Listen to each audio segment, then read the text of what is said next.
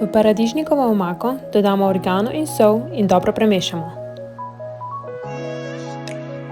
Po tortilji porazdelimo omako.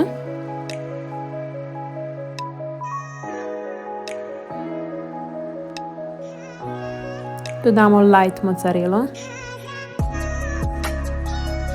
In pa še dodatki po tvoji izbiri. Jaz sem dala papriko, lahko daš tudi koruzo.